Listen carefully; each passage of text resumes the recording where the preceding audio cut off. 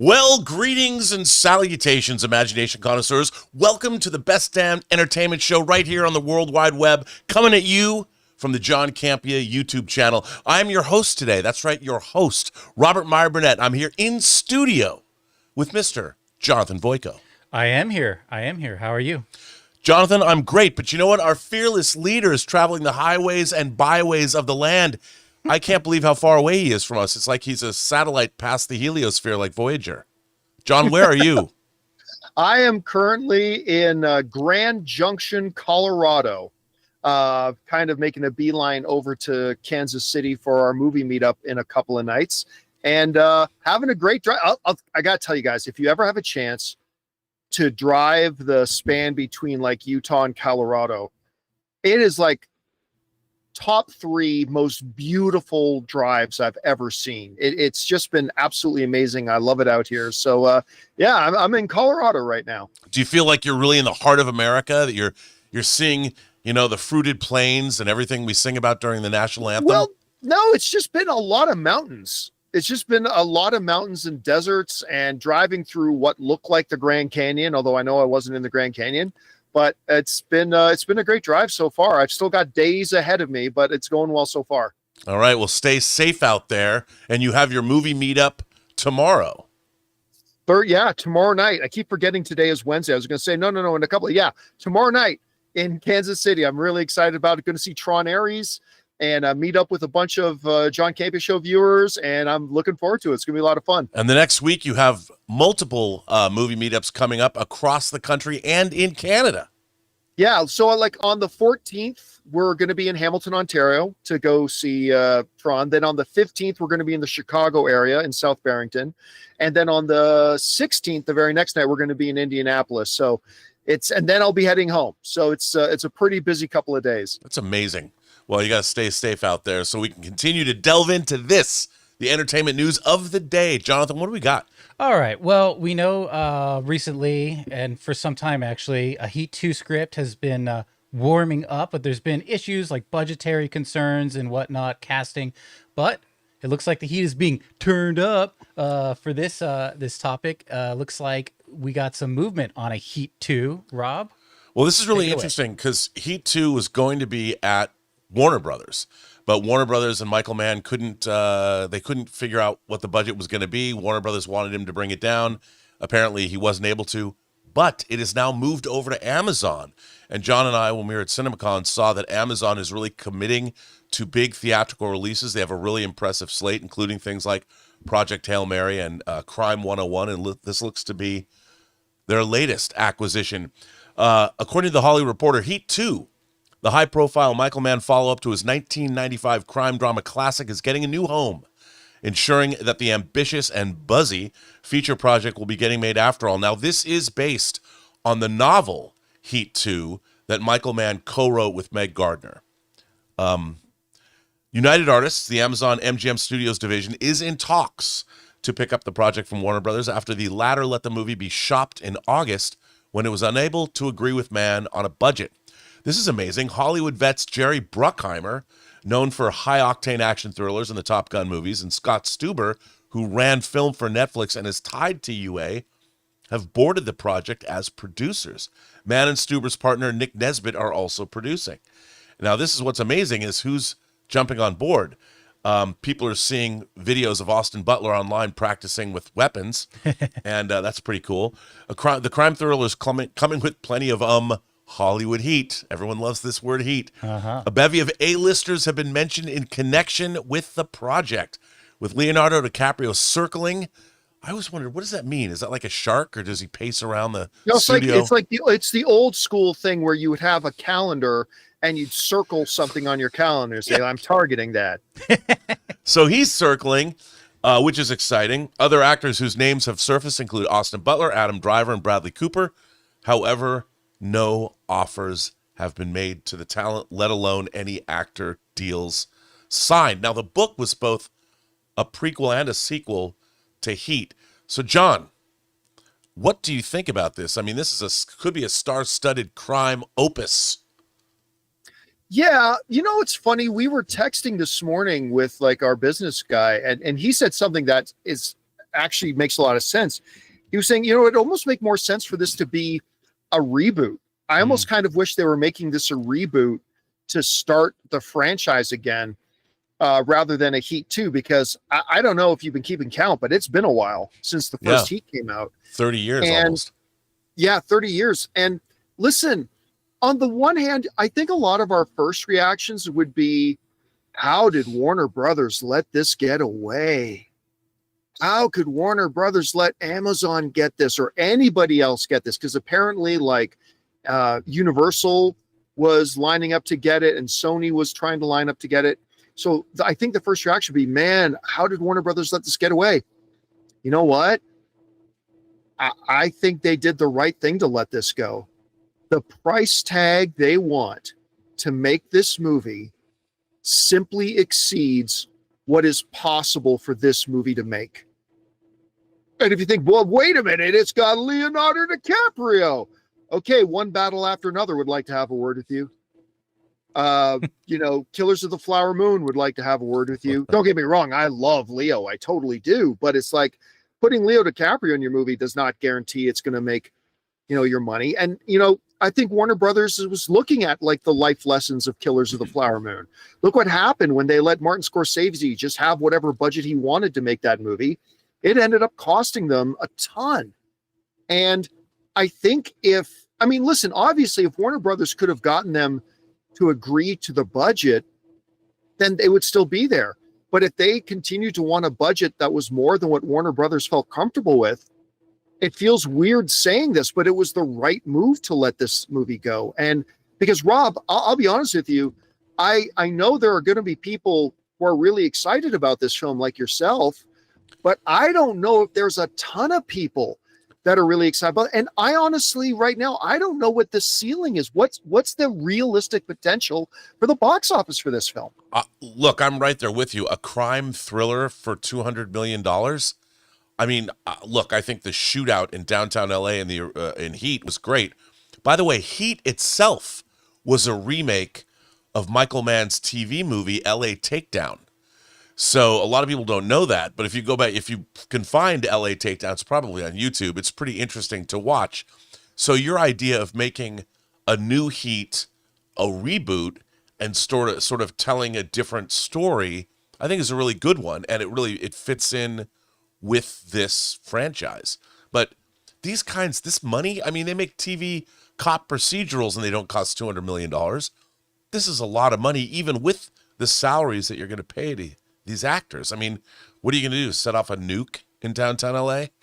I mean, how much mayhem do you really need? It's criminals in rooms with guns. So and listen, again, I know people, but it's got Leo DiCaprio, it's got Austin Butler. Okay, what did Caught Stealing do? Right. What did One Battle After Another do? I don't think it is realistic at all to think that this is a movie that's going to make $450 million. Even if it's really good, I just don't think the potential's there.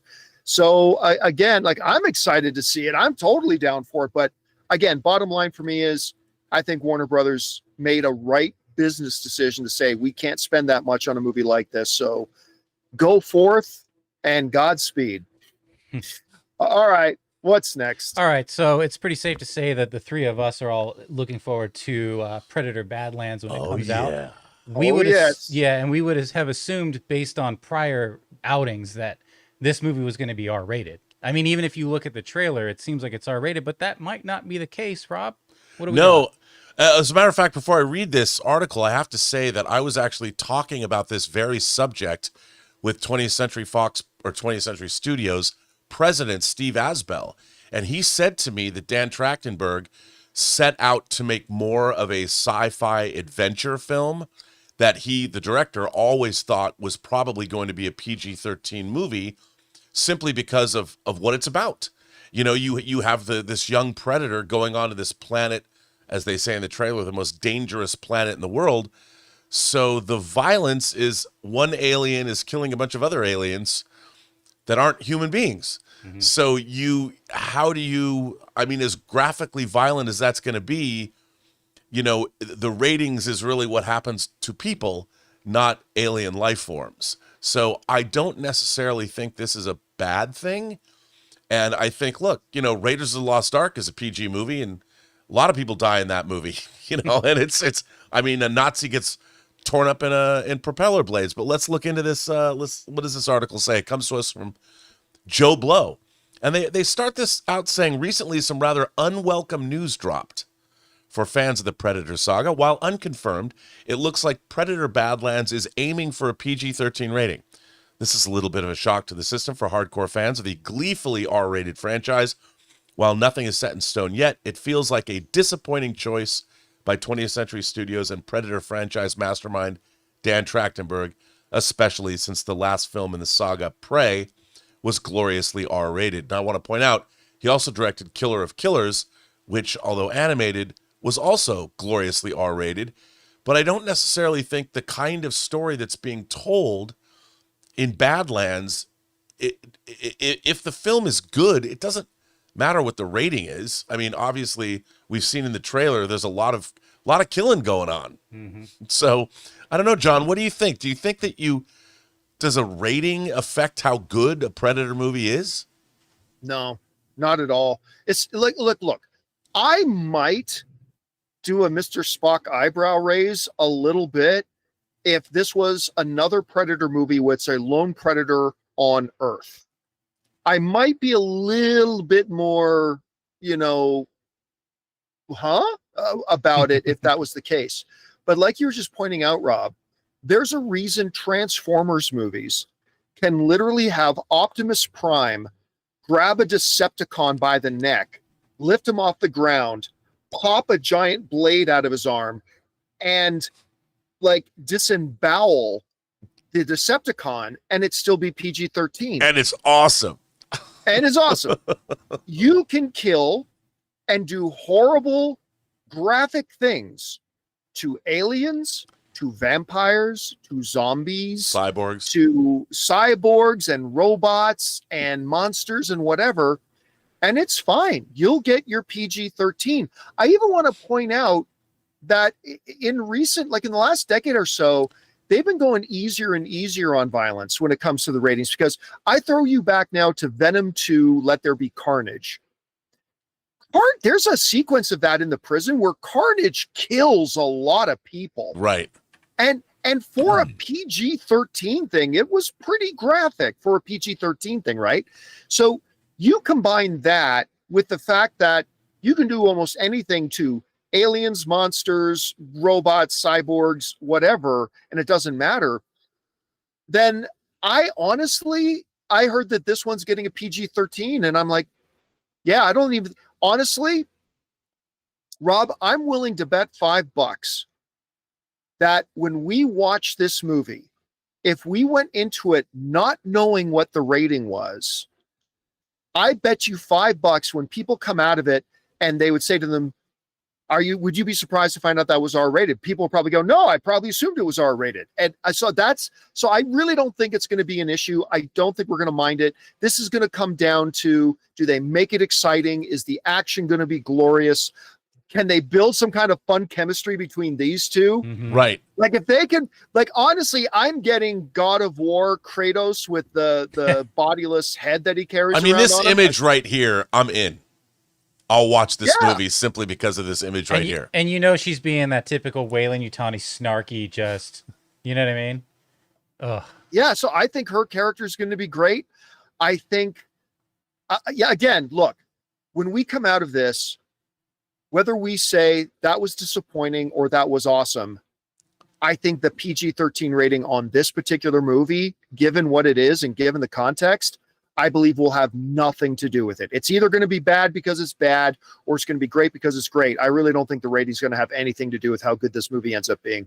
Plus, I love the fact that it's just a balls to the wall sci-fi action adventure movie. I mean, Yeah.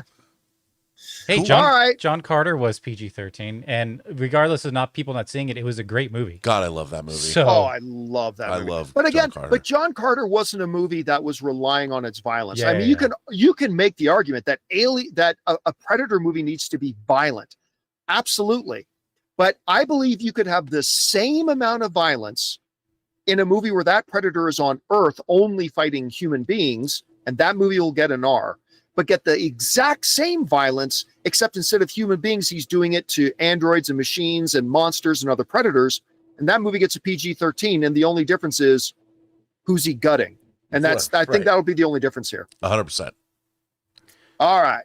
What's next? All right. So, talking about Predator a little bit more, obviously we're excited for Badlands, but its predecessor Prey got very high critical ratings and audience ratings. So good. Yeah. Great movie. And really was only in theaters for a smidge, because technically it really was direct to Hulu. But now fans are going to get an opportunity to both see Prey on the big screen and Predator Badlands, Rob, in a double feature. First of all, you know what? Bring the double feature back. I love double features. We don't get that very much in this day and age. I used to love them when I was a kid. Sometimes you could go see like all 5 Planet of the Apes movies at a Go Ape festival in one day. I mean, amped up on, Coke. Those were the great days of my youth. But now we're getting a double bill. Prey is coming back to theaters for the first time with Predator Badlands. This comes to us from Bloody Disgusting, as it should. When it was released back in 2022, the one bummer about Dan Trachtenberg's Prey is that it was straight to Hulu, rather than a big theatrical release, with many fans still begging to be able to experience the film up on the big screen. And it looks like Disney is finally answering those calls on the road to Trachtenberg's Predator Badlands coming to theaters. Prey and this year's brand new movie will play in AMC theaters as a special Predator double feature on November 5th. Remember the 5th of November, if you're fans of V for Vendetta. We will, because there's going to be a Predator double feature. Oh my God. I mean, and I love the fact that the Badlands and the kind of the plains and the sort of outdoor action that we're going to get in these movies, they kind of go really well together. What a great double feature. You can sneak a flask in. I can't wait. John, what do you think about this? I love it. And now, look, I was one of the few people that I was lucky enough that when they did a very few select number of screenings of Prey in theaters prior to it coming out on Hulu, I was lucky that it happened to be by a theater that was close to me, and I got to see it on the big screen. I can't imagine not seeing it on the big screen, like with the big open plains and the cinematography of it. By the way, Amber Midthunder kills it in that movie. Kills it. She is so good. And you know what? I've only seen her in one other thing since. It was that one she did with Jack Quaid, Novocaine. Novocaine. Yeah. And Novocaine, I thought was pretty fun, but she was really great in it too. And I'm surprised we haven't seen her in even more stuff since then. She's amazing. She's incredible in it. But I remember saying to somebody, we were talking about Prey, it's like, yeah, I'll never get to see that on the big screen again. So I'm glad I got to see it that one time. I don't often, Rob, line up to go to these new movies that have the last movie playing before double feature things. I don't do that. I'll do it for some of the Marvel ones and whatever. Anne likes to do them for the Harry Potter ones. But this is one I will do it for. I will absolutely. The only thing that would have made this better is if they made it a triple feature, is if they made it Prey, Predator, Killer of Killers, and then culminating that would have in been interesting. Badlands. Yeah, because I really would love to see. I loved Killer of Killers. I think I've watched it 4 times. It ended up being way better than I thought it would be. And it wasn't that long. Way better. And I'd love to see that on the big screen. It was cool. Yeah. So, yeah, I mean, I think this is a treat. Now, it all depends on the price tag, right? Because I hope they don't expect me to pay like full price to see Prey. Like, don't charge $18 for one and $18 for the other. Like, if it's like, hey, $22 and you get to see both movies back to back, I'm there. I'll line up for it.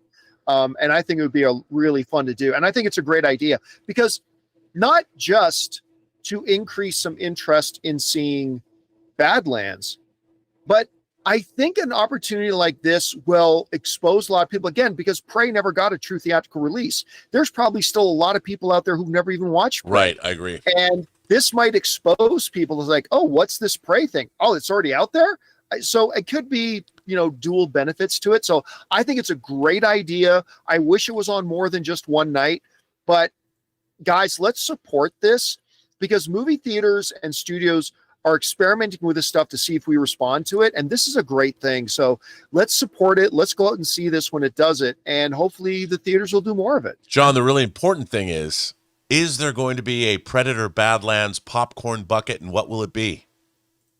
You know what? I'm guessing not, because the movie, I don't think anybody's expecting Predator Badlands to be a $600 million movie. You know, you just look at what happened with Alien Romulus. I think they're going to be realistic about what the high end expectations are for the box offices. So I don't think they're going to do a popcorn bucket, No. but That's if they too bad. did, it would just, to me, it would just, you know what it'd be? Here's my ideal Predator popcorn bucket. The back of a Predator's head is the bottom, and its face is facing up. And then you got to grab a little lever, and the mouth opens, both mouths open, to reveal the popcorn inside. There you go. That's your ideal Predator popcorn Yeah, that bucket. could work. That could I work. can see that. I did a quick little detective work because I know that Tron Legacy and Tron Ares are AMC's doing a double feature in IMAX for that as well, and it was $40 a ticket. So they may be charging 40, or maybe it's, I don't know. So we'll see. They shouldn't. I know. They I should. agree. You shouldn't charge $20 for a movie people can just watch on Hulu right now. No. Yes. So I here's could hoping they learned a lesson. I could see if it was the full price for one and they tacked on 50% for the old movie. for the second one, yeah. right?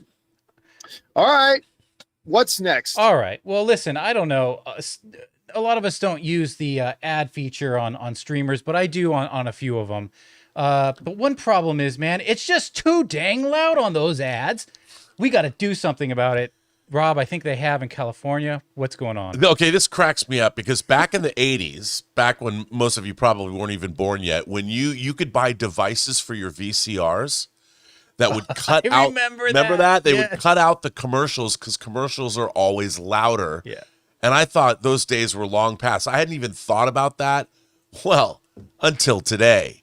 We have an article coming at us from the Hollywood Reporter. California passes a law banning loud commercials on streaming services in an effort to cut down on noise pollution from suddenly blaring advertisements on, say, Netflix or Disney Plus.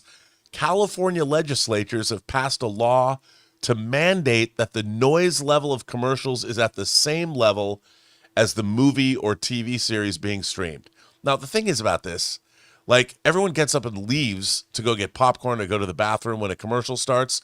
That's why they go louder, so you can hear them in the next Right. room. So, to me, this is something, first of all, I don't know why our government is spending time doing this.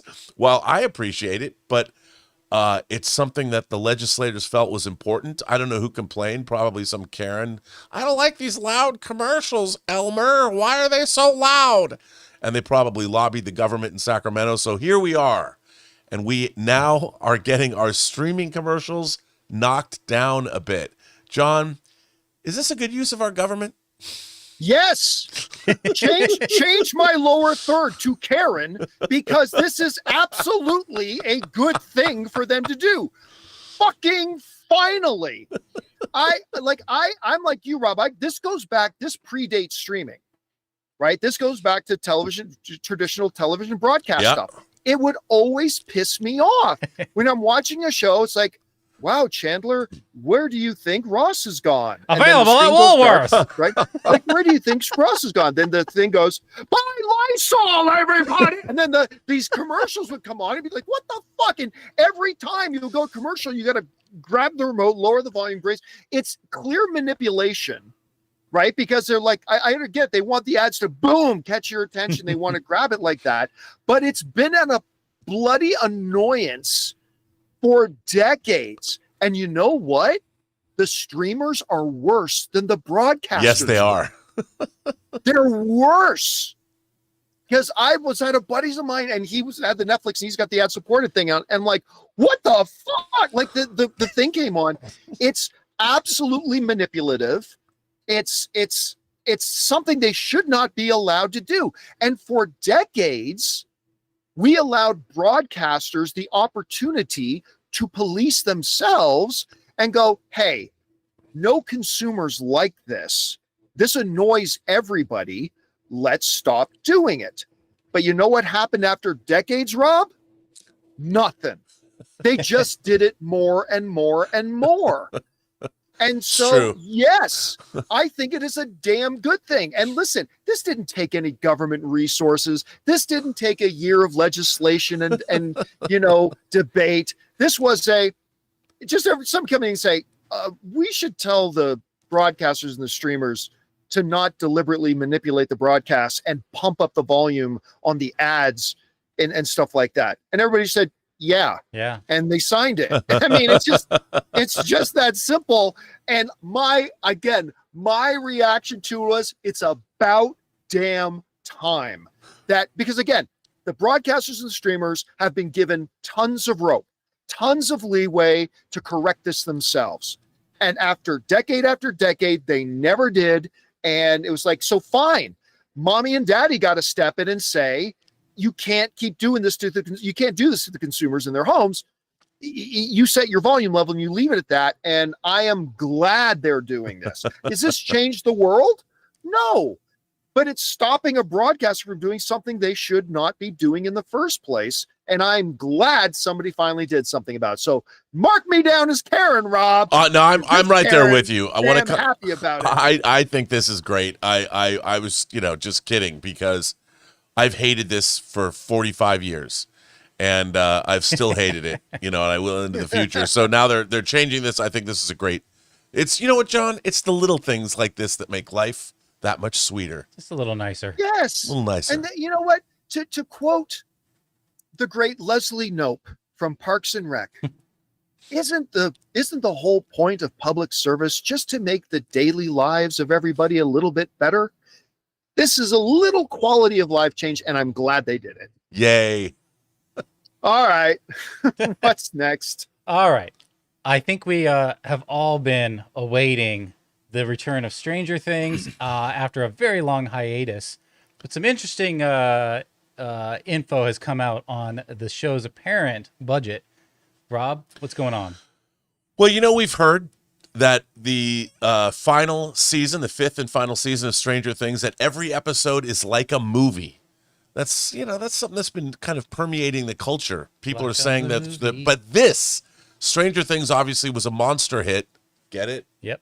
A monster hit for Netflix. Well done. So, and I have to say, Sean Levy and his production company, the Duffer Brothers, came out of nowhere, gave us this great 80s nostalgia with the Upside Down 2, the Stephen King meets the monsters. I mean, it was great with a little Goonies vibe. I hate to admit it, but Goonies.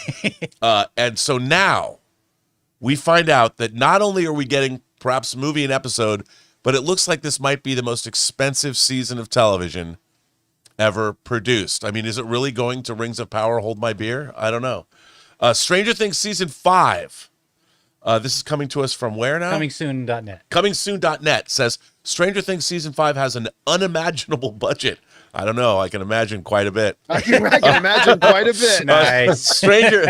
Stranger Things Season 5's staggering budget has garnered significant attention. A new report suggests that the fifth and final season could cost over $400 million to produce, despite a shorter episode run. This marks a sharp increase from the previous season's already high budget. Reports suggest that the upcoming final season of Stranger Things could be one of the costliest productions in television history, with a budget surpassing $400 million. Industry insider Kim Masters of Puck revealed that Netflix is spending between $50 to $60 million per episode for the fifth season, despite Season 5's episode count being one episode less than Season 4's. This puts the total cost of Season 5 between $400 and $480 million. The show's creators, the Duffer Brothers, are said to be creating feature-length episodes once again, with each installment expected to run between 90 minutes and 2 hours. After years of delay, Stranger Things will return this year for its grand finale. The highly anticipated final season is scheduled to premiere in 3 parts later this year. The first 4 episodes will arrive on November 26th, followed by 3 on December 25th, and the final episode on December 31st. I think this is actually pretty cool. John, is Stranger Things worth $480 million for its final season? You know what? Here's the thing. When I first heard that they're saying this could be the most expensive show ever made, I thought like you did, Rob. I thought, well, what about Lord of the Rings? Well, the thing is, the Lord of the Rings, Rings of Power, most of that money we heard about was just securing the rights. Yeah, 450 million bucks. The actual production of season 1, I believe, was around the $450 million range, which still makes it the most expensive show ever made. But if this comes in at the top end of what Puck is reporting, up to $480 million, then yeah, we are talking about the most expensive season of television ever produced. Now, if this was almost anything else other than Stranger Things, what I would be saying right now is, here Netflix goes again, way overspending on stuff. What's the point? Blah, blah, blah. But I'm going to give them a pass on Stranger Things, and here's why. Stranger Things is not just a big show on Netflix. I would argue that Stranger Things is the identifying show of Netflix. It is their poster child. When you think of Netflix original, I'm sorry, the first thing that's going to come to most people's minds is going to be Stranger Things. Whether it's your favorite or not is another question. But it has been like their flagship show. And unlike other streaming shows for a decade. Yeah, for pretty much a decade now, right? It's by far been their identifying mark. And unlike other streaming shows, that most streaming shows value practically evaporates and disappears once it's done. You know, the third season of this thing comes out, great, it's hot for a week or two, but 3 months later, it's getting a few views here and there, but it's just sitting on the catalog. I would probably contend that Stranger Things, even though it's now going to be finished, is still going to be a title that will attract new subscribers in the coming years. Even though it's done and the thing's complete, somebody's going to be saying, well, should I get Netflix? Well, Stranger Things is there, and go and do that. So I would kind of say, for two reasons, the amount of money they're spending on this is justified. Number one, because this show has just delivered and given to Netflix for almost a decade, right? So it's earned it. But number two is that same thing, is that I think this is a show that's going to continue to be talked about and continue to get new subscribers for Netflix, even after it's done in the years to come. Now, the ultimate test, Rob, about whether or not they're justified in spending this much money is going to be, is the final season crap or not? That's right. really the big thing. But yeah, I'm going to say it's probably worth it. How are you feeling about it? Well, I have to say, if you really think about this, if you're thinking about it as a TV show, it seems excessive. But if we're really getting a series of movies that cost between $60 to $80 million, yeah, because they're continuing this universe, right? It's not Stranger Things season 6, but they're continuing the universe, right? And it's I think it's really interesting. And one of the great things about the show, and one of the great things about period pieces in general, is they don't age. This show is set firmly in the 80s. It's full of 80s iconography. So in 100 years, people will be looking back at this show, assuming we're still here, and they'll still enjoy it, because even though it was made in the 2000s, it's set in a certain period of time, so it'll never age. It's kind of timeless. So the show will never really lose its value. New generations are going to discover it. Besides, I grew up in the 80s. It's the best era ever. So why not come back to it over and over again? But I do think that if you think of this as a succession of films, film lengths, you're getting twice as much for your money, really, than a regular TV show would give you. So, and like you pointed out, this is their signature show, and this is a show that became a phenomenon, and I think it's beloved. And I have to say, I thought the second season was pretty weak, but I've liked this show a great deal. I like the actors. I like all the characters. It's really a weird show. Like, I never know what's going to happen in it or where it's going, and it's always surprised me, and I've really enjoyed watching it. So I think if you're going to spend the money on anything, you could have, let's see, Electric State, Stranger Things 5. Oh, they made both. But I do think this is good. I think it's a good move on their part. And to be honest, John, I'm really excited for this. If I think about the entertainment that's coming the latter half of 2025, this is right at the top of my list. I am very excited to see the end of Stranger Things. And you touched on something that we probably should be talking more about, which is the fact that I don't want to just gloss over this. In a world where I'm complaining, why is an episode of Mandalorian 28 minutes? Why is an episode of Peacemaker 37 minutes? They're saying these things, each episode is going to be feature film length. And part of the reason why I think that's great is because it truly makes every single week an event. Yeah. And they're breaking this thing up into 3 parts, which is, again, Netflix continues to experiment with it, realizing, hey, if we break it up, it prolongs the talking period and it prolongs the water cooler period for it. But it literally makes every week that they're dropping another episode or new episodes, even the finale, which is just dropping 1 episode, it makes every one of those a big event. Yeah. Something we count down to and call our friends. Like, I'll be honest with you, Rob. Back in the day, when a big show that we loved was on, I would either invite a bunch of people over to my place for a new episode or go somewhere. I don't do that anymore. A lot of people don't do that anymore because sometimes these episodes are 30 minutes, 35 minutes, not worth it. If Stranger Things was week to week and not just 3 parts, I think I'd be doing viewing parties every week. Like, and with that length, I think they're going to make every single episode really meaty. And I'll tell you what, I'm not the biggest Stranger Things fan in the world, but I have truly enjoyed every single season. Yeah. Including that one that most people didn't like, when 4 goes off on, or 6 or 12 or 11, right? 11. Their backdoor pilot.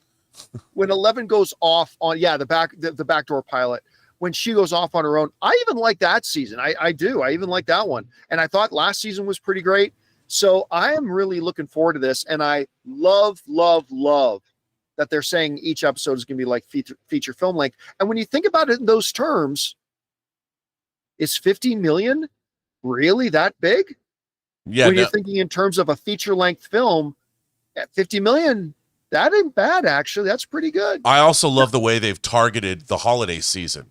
They're starting out over the Thanksgiving holiday, then bringing it in over the Christmas holiday, and then making New Year's Eve their final gift for the year to their viewers. I thought that was a great strategy, and it gives you, after you're finished eating turkey and you're in a coma, what are you going to do? You're going to sit down and watch a little Stranger Things action with your entire family. So they've kind of positioned it as a true event for everybody. So now listen. Cool. Also make clear, I'm not saying Netflix should do this with all their shows. Not at all. Right from the beginning, I've kind of been pointing out that I think for many reasons, Stranger Things is an exception. And it's an exception that was earned over years and years and years of pop cultural relevance, that it brings it to a point that I think this is worth it. And I applaud them for doing it. And here's hoping now the finale doesn't suck. 100%. All right, guys. Whatever you guys think, jump down in the comment section below and let us know your thoughts. Okay, guys, listen. It's time for us to move on now to the most important part of the show, which is taking your comments and questions.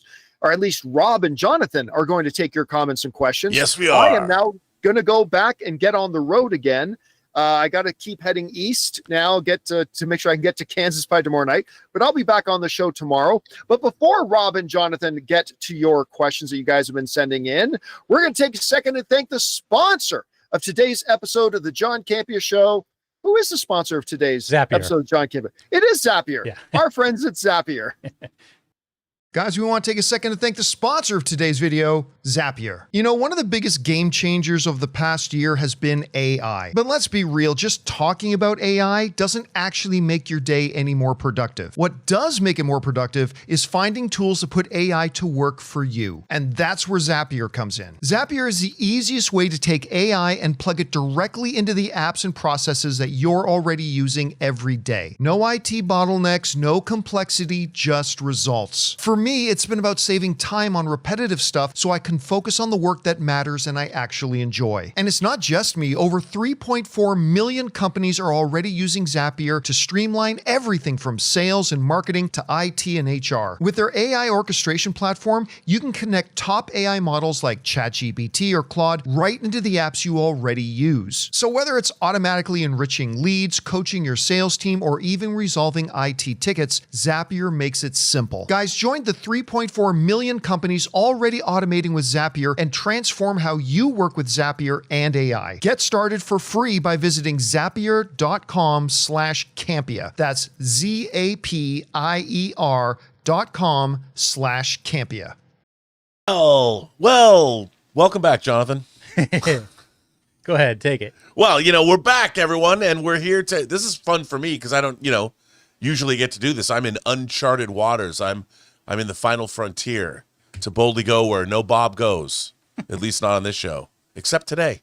Yep. So, Jonathan, what do we got? We got some questions from our viewers, starting with Bongo Bingo says, "Hey, John, I saw this on Twitter, so I can't take credit, but what if Tim Meadows' bird blindness is affected by anything that flies? So what if he is the one to say the phrase, 'It's a bird, it's a plane, it's Superman'?" Okay, that's hilarious. That's actually kind of funny. That's really funny. And I mean, I don't know if, that's kind of a deep cut. If they did that, I would laugh. Yeah. I would enjoy that immensely. So he's like, we don't have a two-shot for you and me, but we don't. He's like, "Oh, it's a bird or it's a plane," and this one goes, "Dude, it's Superman." Yeah, yeah. That's pretty funny. That's good. I like that. All right. Well done, sir. Now we hear from Andy from Sarnia, Ontario. Can't wait for Peacemaker finale. A few notes, declarations. Okay, so 1, season 2 opening credits is better than. You know what? I finally have made the switch. I think I love the song and opening to season 2 more. Okay. Number 2, the episodes, although all great, are too short. They were longer, and these last few episodes have been super short. You're right. The big cameo will come with Argus messing with QUC, bringing forth Brainiac. I'd love that. Bring it on. You think Although I just don't think we're seeing Brainiac in this, though. Yeah, but I mean, it'd be cool if they did that. But I think Brainiac's like going to come from space in a big ship. You never know. That would be a big cameo. Yep. We got Ray at Oklahoma Boy with a $20 tip. Oh yeah, $20 tip. Hey. Hey guys, hope all is well. I was curious if you think in the Mandalorian movie, will we get Pedro's face a lot, or do you think they'll keep him covered all the time and he will just do his voice work? Do you think they would hire him for a movie and no face at all? Well, that's interesting. Do you think he'll take off his mask? You got to wash the inside of that mask at some point. Yeah. You got to wash your hair. He does take it off like in private. They established that, but yeah. I mean, I think we're going to see Pedro Pascal's face. Yeah. I really do. I would hope so at any rate. I think they kind of established he moved on from the old, there is no two-shot, from the old ways. You know what I mean? Yeah. And also baby or Grogu has already seen his face, so it's not like. Yeah, it's not like, I mean, no one's around that's going to, Yeah. All right. We got HW says yikes. If you're looking for a good time to come to Ohio, GalaxyCon in Columbus is going on the first weekend in December. Yeah, I've always heard that's a great convention too. I've never been to GalaxyCon. No one ever invites me to these things. I don't know. Always a bridesmaid, never a bride. Yeah. But I'd go. I mean, I've heard that convention's really, really good. What's one of your favorite cons? I have to say, I was invited twice to a convention in Minneapolis called Convergence. That was one of the best fan-run conventions ever. I haven't been there in a long time. I heard it's become a woke nightmare, but who knows? Maybe it's still great. They have a really great mascot, Connie, this robot. I don't know, but it was such a fun convention. It was so well run, and I really liked all the people that I met when I went there. So it was a great time. Nice. I always liked more of the comic swaps. I mean, I loved San Diego Comic-Con, but it's worn on me. Yeah. So I used to when it used to be at the Shrine Auditorium back in the day. Oh, I loved every one Sunday a month. Yeah, and now it's like they do the annual one, I think, at Long Beach. Yeah. I love those because those are good. All right, we got Yikes, who says, just want to keep spreading the word about one battle after another. I've seen it twice with packed audiences, and both have been unforgettable experience. An intoxicating crowd pleasure, better. Oh, an intoxicating crowd pleaser, better than any blockbuster that's come out this year. Have you seen it yet? I haven't seen it, dude. You and John, man. What's up with this? I feel terrible. I haven't. Just been busy. I got these interviews I've been doing and work I'm doing, trying to get our movie rep ready to go into the theater on the 28th of October. You act like you're busy, man. I know. All right. Well, Yikes is back and says, yesterday, someone asked about Jared Leto backlash. They weren't talking about his acting. They were talking about his sexual misconduct allegations. Yeah, but we know. But also, even beyond that, people used to be like, oh, he's so cringe with his method and everything. So it's not just that. I feel like the Jared Leto backlash has been around for many years. Oh, but anyway, there's an article in June. 9 women claimed abuse by Leto as minors. I'll be skipping Tron Ares. Well, you got to do what you got to do. I mean, you can make claims. I'm kind of one of those people that I need to see how that all dishes out. If so, it's terrible, obviously. But also, Jared Leto's a rock star. I mean, look at people like Steven Tyler. I'm not excusing bad behavior, but if there was criminal behavior and if people were making accusations against him that were unlawful, he should, by all means, be arrested and prosecuted. But there's been no criminal arrest or anything. I mean, and also, if you know that Jared Leto has they do the thing called Camp Mars, 30 Seconds to Mars, and he's kind of like, it's not a cult, but it's people get together for these weekends. It's like some kind of a revival led by Jared Leto. So yeah, I mean, I heard about these allegations, but there's nothing criminal going on. I mean, allegations are one thing, but if there was criminal misconduct, by all means, prosecute him. But unless there is, I don't quite understand what's going on. yeah, you have to kind of wait for the DA to actually make, because then that means there's some traction there. Right. So, moving on to Raydell, who says, hey, John and crew, big fan of the show. Just noticed there's a season 2 of Gen V. Wondering if you've seen it and what are your thoughts? Didn't see any advertisements for it. It's been running and it's on. Like, I keep forgetting it literally does not pass the transom of my thoughts. It's really weird because I felt like when The Boys came out, that's all we talked about, like the next episode. And you guys even really liked Gen V season 1. But this, even with John, I feel like it's like, oh yeah. We haven't talked about it at all. No. And I enjoyed Gen V. I really like The Boys, and I just haven't thought about it. I got to catch up. I mean, how many, is it 3 or 4 episodes now? It's got to be somewhere. It's so weird because I haven't read anything with all the stuff I read on YouTube or read on YouTube, watch on YouTube or read on the internet. I haven't heard anything about this season of Gen V. Yeah, I am not even close to starting Gen V because I'm catching up with everything else. So, yeah. Alan Alda is here. Wow. Being a self-proclaimed film pundit, I would be interested to know, 1, your favorite French New Wave film. Well, this might actually be more for Rob. And your favorite German Expressionist film. Your favorite Kurosawa film. Thanks, and bring on the filthy. You know, I have an awesome cabinet of Dr. Caligari poster from Mondo. Speaking of German Expressionism, but that counts as German Expressionism, right? Yeah. I mean, that's a good one. The Dr. Mabuse films are really great. But in terms of French New Wave, that's tough. You know, you're thinking about Godard, you're thinking about Truffaut. I mean, obviously things like Jules and Jim are great. Breathless is great. I just watched Breathless recently, in anticipation of watching the Richard Gere remake. But Jean-Paul Belmondo, probably something along those lines. You know, I mean, Jules and Jim is kind of cliche to say, and so is Breathless. But I do like those movies, and I own them. Do you have the Criterion ones, or yeah? No? Oh yeah, yeah. I did get a Breathless Studio Canal version that comes in a record size sleeve. I got that from France. You know, Criterion needs to send you to the closet, man.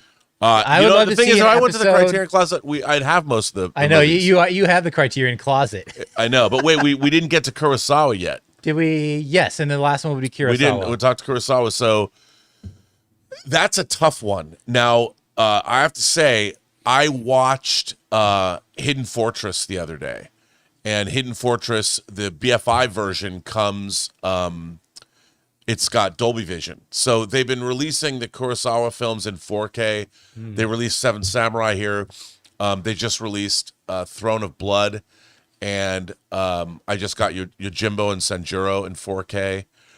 God, it's tough. I mean, I gotta say, I love Hidden Fortress. I love Seven Samurai. I really love Rashomon. Rashomon might be my favorite Kurosawa samurai movie, but then again, I love Ron. You know, again, seeing that remastered version of Ron is incredible. Yeah. But one of my favorite also Kurosawa movies is Akiru. The Old Man Who Builds a Park. I love that film. The word sublime comes to mind. Meditative. All right. Brian Garcia says, "Hi guys, I'm really looking forward to Tron Ares, but I half expect it to be more of a fun cinematic long-form music video for Nine Inch Nails. That truly will be enough for me." Well, I mean, what was Tron Legacy for Daft Punk? You know what's funny? Was it Matt Zoller Seitz? He said in his review that it was like going to a rave. It's like a rave film. You go to this, you see the visuals, and you listen to the banger Nine Inch Nails soundtrack. And I'm like, you had me at hello, Matt. I mean, if that's what it is, great. They need to have this movie cranked, by the way. What's that? They have to have this movie cranked. Oh, The yeah. volume. Yeah, they absolutely cranked. And I can't wait to see it. I'm seeing it at the Chinese on Sunday in IMAX 3D. And I want to hear it loud. I can't wait. I can't wait. Loud. Okay, Mr. La, la, I. la, la. Mr. I says, with your movie meetups, this is about John, but have thought of throwing in an audible option for when you see the same movie multiple times in a row. Examples say Tron Ares is as bad as him. Maybe a calm notice that you are changing movies and it's their choice to change. That would be hectic. That would piss off a lot of people. You might not get the timing right.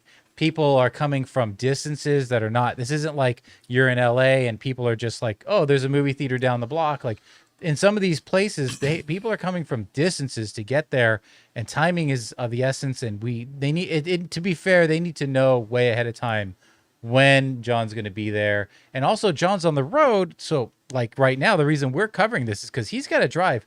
What, like 5 hours today still, and another 8.5 hours tomorrow? Unbelievable. So he can't be changing times. No. Once this train schedule is on, it's on. And also, people buy their tickets in advance and sell out the theater. So there might not be another movie to go see. I do want to point out that while it's not on the schedule, if you live in the Southern California area, my latest film that I produced, a movie called White Devils, will be screening at the Gardena Cinema on Tuesday, October 28th at 8 p.m. Nice. I will be there with the director and some of the cast, some of the crew, and everybody's invited. You have to buy tickets. I don't know when they're going to go on sale, but if you want to come down, you watch John Campea Show. You watch me on Robservations, another movie that I produced, White Devils, that's based on Reza DeWitt, a very famous South African playwright. She unfortunately died of leukemia, based on her play Deep Grond. It's about familial trauma, sex, violence, apartheid. It's set in 1988 South Africa. It's a fun time for mature audiences. Come on down, October 28th, Gardena Cinemas. Nice. Anonymous says, and we know the answer to this, but I'll just quickly read it. Hey, John, you think Michael will end during Bad Era since it's still the 80s? That was his peak level, and that was his first solo tour ever and the highest in the 80s. Or should they save it for their part two? So we know that it's actually going to end right around the era of either Off the Wall at the end of that or Bad, because it has to end before any allegations started. Well, yeah, so I would imagine it ends at Thriller. Thriller. What did I say? Not Bad. You said, because Bad was 87. Not Bad. I meant Thriller. Was Bad 87 or 86? I can look it up, but I think it ends after either Off the Wall, but most likely after Thriller. Yeah, I would say it was going to end because Thriller is so triumphant.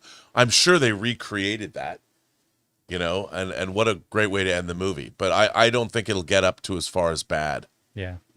No, because the studio actually said that if the film does well, which I think we're all expecting it to, then they'll talk about the sequel. Yeah. So, which means there's going to be a sizable gap, because then they have to actually start really putting that together. They're not going to bother to put it together under a budget, if right. You know what I mean? So there's going to be a bit of a gap. All right. Anonymous says, when do you think when do you think an adaptation can go too far when changing stuff from the source material without going into detail? I'm currently doing a pitch of an adaptation that changes the arc of one of the main characters. Is this too much or can it work? If it's an adaptation, I think anything can work. Yeah, I mean, I think that's a great question. It is. I think about one of my favorite filmmakers is David Cronenberg, and he made an adaptation of William Burroughs' book Naked Lunch that stars Peter Weller, Which is like, wasn't it considered unfilmable? Yeah, and it's really a different take on the book. And I think it's more important to keep to the spirit of the book, the spirit of what the novelist was trying to do. Right. The only thing is what I don't like in adaptations is when the filmmakers or the adapter thinks they know better than the author themselves, and they change things, and it doesn't necessarily work in keeping with the spirit of what the author's original intent was. Mm-hmm. But I think you sometimes have to change characters. I mean, if you look at Lord of the Rings, what Peter Jackson did, it's not a direct adaptation. I mean, Right. Obviously, people talk about how Gimli and Legolas had different lines of dialogue than each other was supposed to have in the book, but the spirit was there. Yeah. You felt like you were seeing a Tolkien adaptation, and Yeah. that's what's important. I think. Well, even something like Jaws is Totally it's different. not the same. Yeah, I mean, And you talk about character arcs. There's certain periods where the character arc is they've canceled their subscription to Life, and they haven't in the novel, or they did and they didn't in the. You know what I mean? yeah, well, in the novel of Jaws, for instance, Matt Hooper, Richard Dreyfuss, and Lorraine Gary, Sheriff Brody's wife, have an affair. I mean, that's not in the movie, nor does it belong in the movie. Nor should it have been in the movie. No. Yeah, exactly. Peter Benchley, you dog. Bow, chicka, bow, bow. McDavid deserves better. Yes, he does. What's more impressive, building the MCU to the peak critical and financial height it's had, or repairing it enough to repeat the same level of sustained success again? Well, what do you mean, like sustain of the last? Because that's not sustainable if you're talking about the last run of films. I'd say the latter, considering the hole that has been dug, as opposed to a clean slate. You want to always bust to new heights, not even the heights of the. That should always be your goal. Yeah, I mean, to me, it's you have to make things creatively. Look, movies exist for one reason, not just to make money, but to make money through entertaining an audience. And when you're closing in on your 40th movie, the only way you can keep entertaining audiences and making money is if you give them variations on a theme that feel new and exciting. And I think that in a way, I mean, Doomsday is either going to work spectacularly well, or I think it's going to fail spectacularly. But I don't think it's about sustaining anything, because you can't. If you sustain something, it's monotonous. Mm-hmm. What you want is to change it up and keep people engaged and offer can't. them new ideas and new variations on a theme. I mean, look at your favorite rock band. And if you have a band that has put out 10 albums, you want the albums to be different and do different things creatively, but you still want them recognizably the band that you love. So I think that's what they want to do. But I mean, they want to do both. I think they want to do something creatively that's unique and different and new, but also give you something familiar enough that you're going to make another $3 billion. Yeah, because if your goal at Marvel is just to sustain something, then you're done. Yeah, you're done. You're already done. We've got Fast and franchise fatigued. G'day. With the uncertainty of Fast 11 not being made, could you see Universal sell the Fast and Furious IP to another studio so it could get made? And if so, what would it be worth? And who would you like to see buy this franchise, assuming it would be sold? Well, I don't think they're ever going to sell that franchise, because the Fast and Furious, it's not about one movie. It's about the fact that, the Fast and Furious is a 25. Actually, it's a lot older than that, because it's based on a film that came out in the 50s. So the Fast and the Furious is something they have rides at their theme parks. The Fast and the Furious is a jewel in Universal's cap, and they'll be dining out on that and making money off that franchise forever. They're never going to sell that. Just like you know, it was always funny when I'd hear like, well, let them sell Zack Snyder's DC universe to Netflix. You can't do that. There's no Zack Snyder's DC universe. It's just DC. They're not going to give Superman and Batman and Wonder Woman and Aquaman and Cyborg away to somebody else. Right. You know, they'd never do that. And so a franchise is a franchise is a franchise, and it's going to keep making money for Universal forever. And I mean, how many franchises have 10 movies? Actually, 11 if you include Hobbs and Shaw. The money there is licensing it out to streamers if they want to take it off of. So what is it? Universal. So Peacock. Yeah. Right. So if they want to license it out to like Netflix or something, that's where the money is going to be. I mean, I think the next evolution of the Fast and Furious is you're going to see a TV series. All right. We got Samir who says that he just watched The Fugitive. Do you remember that movie? I didn't kill my wife. I don't care. really enjoyed it. You know what?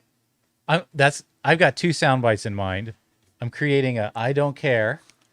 Yeah, and another one that'll be a surprise. I was surprised, odd timing, to learn that Tommy Lee Jones was won the Oscar for Best Supporting Actor. Do you think his performance was stronger than Ralph Fiennes in Schindler's List from the same year and category? Let me make this simple. No. Yeah. Do not. No. Was it deserving of a nomination? Absolutely. Was it better than Ralph Fiennes? No. Take it away, Rob.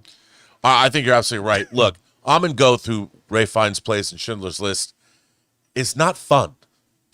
I mean, I think that Tommy Lee Jones, one of the things about being, you can give somebody the Best Actor award, but his character was so despicable, and he was so good at playing a despicable character. The performance was peerless, unbelievable performance. But he's so gross and skeevy that no one's going to vote for that. I mean, it's just there's a bit of revulsion when it comes to how good he was, even though I thought, I pardon you. That's horrifying. But Tommy Lee Jones was a great performance, but it was also a delicious performance that we can quote to this day. Yeah, exactly. Andrew Davis knocked that one out. Because I'm certainly not saying I pardon you, like, at all. Like, I don't even want to go there. You know what I mean? But I'm going to say, I don't care all the time. Right. I pardon you. Oh, man. I unfortunately do say that. No one knows what it means anymore. People have forgotten the lessons of Schindler's List, unfortunately. Amin says, I know when you first checked the Ancaster Theater, Tron was the only thing listed. They never added the rest of the films. They're showing Roofman at 7:10 and ends around the same time. If you hate Tron after the first watch, go see Roofman. He won't have time. I do think probably by the third movie he could have done Roofman, but you got to do with what you got to do. We had to plan these things way out in advance, and there's a lot of logistics going into this. So, Roofman was the mystery movie this week on Monday night. I want to see it. I heard it was good next week. Looking forward to Roofman. We got Anonymous. Why isn't America Ferrera a bigger star? She's great. Her monologue and performance in Barbie was amazing. She was consistently excellent on Superstore, and her new movie and Lost Bus, The Lost Bus, is getting great reviews. Why isn't she a bigger name? I got to say, the trailer for The Lost Bus kind of feels like a streaming movie. It kind of is a streaming movie. Yeah, I mean, it just doesn't feel like it's, It's Paul Greengrass, though, who directed, the Bourne movies and Flight 93. I think America Ferrera is a great actress, and I think she's really got it. And what she's going to do is she's going to build a career. And I think that, maybe one day she's going to have this big breakthrough role, and people are like, who is this America Ferrera? She just exploded on the scene. Yeah. She'll be like, yeah, I've been acting for 20 years. Thanks for that. But that's sometimes the way it happens with actors. You have to give them time to build that audience. But I want to see Last Bus, and she does look good in it. So I can't wait to see it. But I think she will be. She's got staying power. She's not going anywhere. Yeah. And what I mean by, like, I get it's a streaming movie, but it, like, sometimes a streaming movie can feel like it's like this should have been in theaters. Okay, like Prey, which was there for a minute, but like this feels like it's definitely should be for streaming. And was she Jane the Virgin? America, who played that? I gotta look that up because now I feel like it is, but maybe not. Maybe Jane I'm wrong. The Virgin. Let's look I it don't up. know. We're gonna Let's look Gina. it up. Hang on. It's saying no, Gina Rodriguez. Gina Rodriguez. Oh. That's right. No, she doesn't even look like her. Yeah. But what was she in? She was in Superstore. That's what she was in. I knew she was in a TV show. Yeah. She was great in that. You threw me because I was thinking like, was she in both? But No. all right. No, that's what I see. The thing is, I just don't watch lots of TV shows. That's why I got it No, you wrong. really don't. Elizabeth loved Jane the Virgin, and she liked Superstore. Which Superstore? I liked Superstore. I That thought used was to be funny. the set for it. Like they built a store. Right. And it was right across the street from Warner Brothers. I know, and then they Smokehouse. Now it's massive new sound stages. Yeah, they there. took it down. They built new soundstage. Yeah. So anyway, no one else cares about that. They're not bringing back. They don't care about my Superstore. commute. Ray Puerto says, "Hey everyone, what do you make of Forbes' recent article on Superman? It claims the movie fell short of $350 million spent on the production of the film and marketing, making $308 million in theatrical profit." I read that today. I read the article today, and I thought the article, it's speculating. And while maybe, we don't have the actual numbers in front of us, and I think until you actually have numbers, I think Forbes was speculating there. But remember, I mean, Superman, it doesn't just have box office, but it also has the ancillary markets. It's done very well on home video. It's done very well SVOD. So it depends. I mean, but I think that it might not have, but it wasn't by any means a disaster. So, obviously the fan community is, there's people that would like to see and say, look, the DC universe. The thing that people I don't think quite understand about the DC universe is how much cash has been outlaid already for James Gunn's new DC universe. You have Lanterns that's been made. Supergirl has been made. Peacemaker season 2 has been made. Clayface is being made right now. And so you have a number of different projects, and we really won't know how successful James Gunn's DC universe is for at least another year and a half when all these things in production or whatever come out. Because while Superman came out of the gate, it did very well for a first movie with a brand new universe. It established the tone, and so we'll see where it goes. I mean, I have no idea. All right. Well, as Sinatra said, and now the end is near, and so I face the final curtain. Well, that's pretty good. My friend, Are you an old Blue Eyes? I'll say it clear, brown eyes. Anonymous says, you say there's not comic book movie fatigue, only bad movie fatigue, but this year, not a single CB movie broke top 5 box office. What other movies did? Superman and F4 were good. Meanwhile, we don't seem to have any Jurassic fatigue. Oh, yes, we do. But Transformers BO crashed. Although it made a lot of money, the box office of Jurassic Park is dropping and dropping. Yeah. Look, I mean, I think what's really interesting is you have to take, every year is a different year. And every year the businesses ebb and flow. Things are not the same as they were 10 years ago. They're not the same as they were pre-COVID. And obviously there are more superhero movies now than there have ever been in history. So you can say that they weren't, I mean, they did make $1 billion, but Fantastic Four was the first film in a new cycle, and I liked it. I didn't think it was a bad movie, but I don't know if it's fatigue so much as it is. I think it is still good movies. I don't know. What do you think? I mean, everybody wants to judge things by, well, this is the way it was 20 years ago, and this is the way it was 10 years ago. But I think you have to judge each year because of look at where we are in terms of inflation, in terms of tariffs, in terms of jobs. You know, there's been no jobs created. How is our economy going? The world economy going? People are having to make sacrifices on what they're spending on. Yes, which is clear. But I mean, and what are the movies that did poor, right? I mean, we had a string of Marvel movies that did poor, and then people started feeling like, I don't know, maybe I'll wait for streaming, so that when you did get a good movie like Thunderbolts, people weren't willing to shell out the cash for the D-list, and it was a great film. But then word of mouth got around that it was really great. More people showed up for Fantastic Four than we expected. You look at something like Deadpool and Wolverine, that was huge. Look at Spider-Man, that was huge. Yeah. So they still show up. It's just got to be the IP, and you've got to build the marketing around it. And also, look at how many. I think if you look at the strong numbers that both Fantastic Four and Superman put up when they went on to SVOD, it really was because a lot of families stayed home. You know, families that wanted to see Superman stayed home and watched it when they could pay $30, and the whole family can sit there and they can make Right. dinner and they can have a nice night, and they're not spending $100 to go to the movies. And I think that that's something to really be taken into consideration, is the target audience for superhero movies skews younger, skews for the family audience. And that's the first audience that's not going to go when economic considerations are taken into account. All right. Well, we truly have reached the end. That was the final question. Is that it? That is it. Wow. So, Rob, why don't you take us home? On the road again. John Campea is on the road again, which means I'm going to host again tomorrow on this show. That's right. We're going to follow the same format through this week at least, and then next- and next possibly week. next. Yeah. So there's a little that was a little freestyle for me, for you all out there. And Jonathan Voico and I are sitting here in the studio. We can do whatever we want. We can One drink. thing I'm going to do is make a 2-shot for you and I. Oh, that would be great. I'd Yeah. love to share the frame with you. It'd be my Yeah. honor. I want to thank everybody for being here. I want to thank everybody for their great questions. I want to thank everybody for supporting this channel via your memberships and via your tips, and just being wonderful people.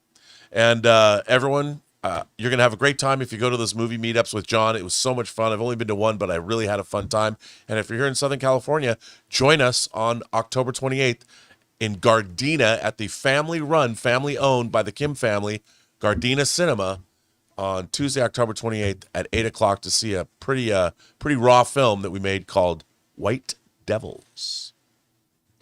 All right, guys. We'll see you tomorrow.